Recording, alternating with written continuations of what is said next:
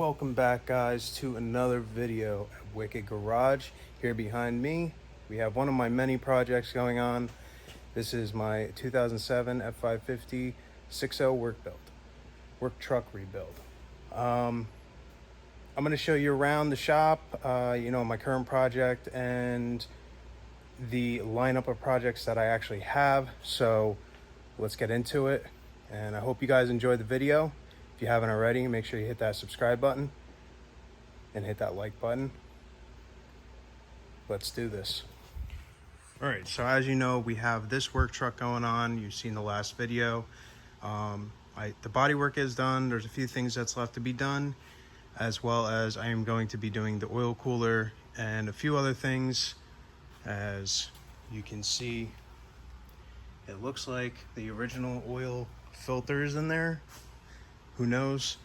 But I'm sure the oil cooler's clogged up, and that'll be a separate video in itself to redo all that.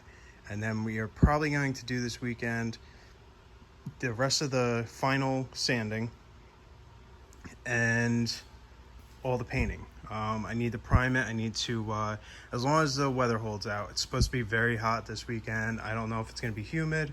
If it's humid, I'm not going to paint. I'll do that instead. Or I'll show you my other projects, mainly my daily driver. So first things first, we are going to go to my '08 Chevy Duramax. My front brake sort of locked up and is seized. I don't remember if it's the driver's side or the passenger side. The brakes are shot in this anyway. The calipers I'm going to change, and I literally have everything to bulletproof the new front end.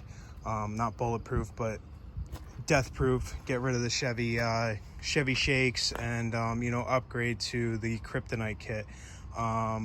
So I have the full kryptonite lift kit or leveling kit, and then I have the full death grip front end kit. So that'll be a nice install video, as well as a whole bunch of other stuff. I'm doing the lower control arms. I got the kryptonite hubs and whatever else miscellaneous stuff that I just wanted to get so that it was all new. So everything's going to be new.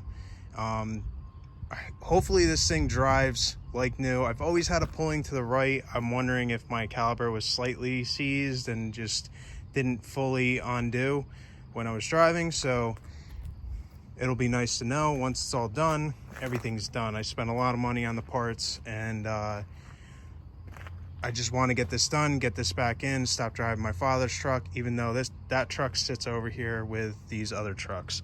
So you can see. But other than that, we're going to be doing that first so we can get this back on the road. And then you can see the bed is finally rotting away. We are going to do a flatbed build on that. That's going to be a whole nother video in itself. I don't know if I'm going to custom paint this. I might keep it white, but I might do like a flake or something like that, and then do a front bumper build and grill build. Now, this is the trailer that you've seen get rebuilt on my channel already. Obviously, it's still not done. I haven't had time. So the fenders as well as the ramps have to get sandblasted. Well, the ramps just need to be sandblasted, and that needs to get painted the final color orange. So, and then this is completely done. I might stain the deck black or something. This you probably haven't seen yet. This is our 2003 F250. We made a mason dump out of it. My dad's always wanted to do that. He thought that it would go somewhere. This has 70, 79 or 89. It's low mileage, so it's not a diesel. It's just a regular Triton motor. So you can see it's seen better days. It's been sitting over here for a while, probably about 2 years. We did bring it in, we pressure washed it, got scaling all up. You can see it's starting to rust again because we never really coated it. We just sort of messed with it and coated it on the back side. So this all needs to be sandblasted again, as well as you can see the rocker and the Cab corner is rotted out on both sides, so we're gonna cut those out. I'll show you how to do that, and get that all done. And then this will get painted, epoxy primered, and just painted all white.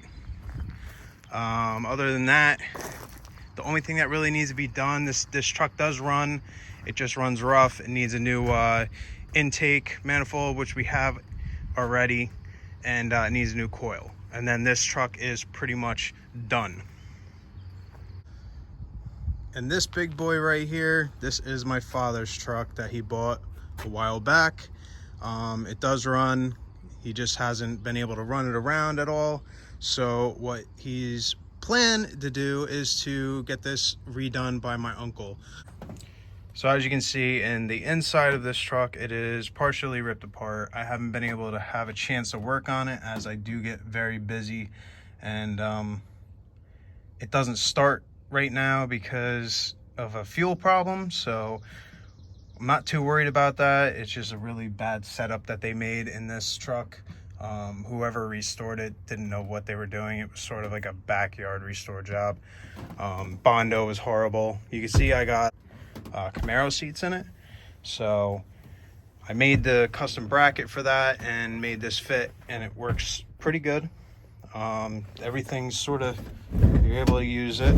So it is a manual, and I plan to most likely keep it a manual, but I'm going to change up the whole drivetrain. I am going to most likely do a 6PT with a Eaton Fuller trans in it. This is down the road. Obviously, a lot of things are a lot of money, and there's a lot of projects in the lineup. So other than that, that is inside. It currently has a 383 stroker in it, and you can see the cherry bomb back there. You can see the frame's in pretty decent shape. Probably going to do either leave it this way and just you know, plate the top of the frame and make it all nice and box it out, and then redo everything. Or I'm gonna do a tandem axle. Not sure. There's a lot involved in a tandem axle, so I might not do that. But other than that, this is gonna turn into a diesel, and it's gonna be a nice little rat rod. And then here is the last thing on our agenda with everything else. We have the John Deere 110. This is a low hour John Deere my dad picked up, and you can see it has some leaks. Seals need to be redone. The hoses need to be redone. Not too many of them, mainly just like the dry rotted ones up there that are really rough. I don't have to worry about these too much. I could probably just cap them off because we're not doing any attachments on it.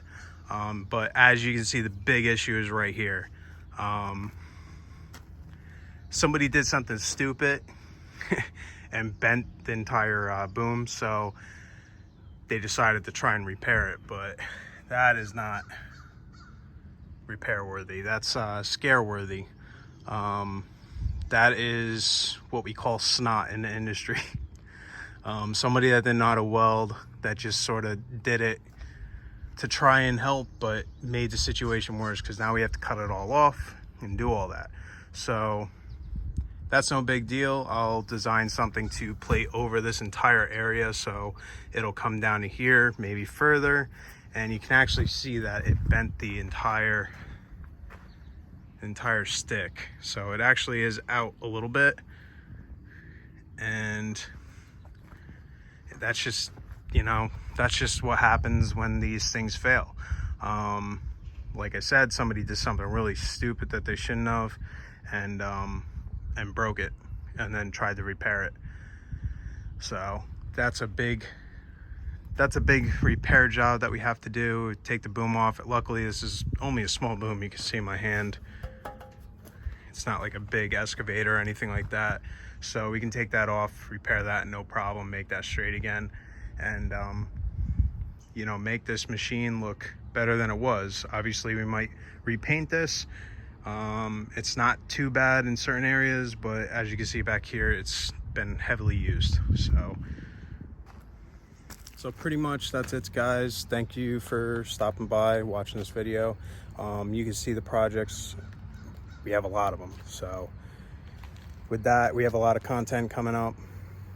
As long as the time and like the busyness of my work doesn't get too involved, I am getting busier. This is my busy time, but I am trying to do what I can and videotape what I can. So with that, thank you guys. Make sure you like this video. Make sure you subscribe. Peace out.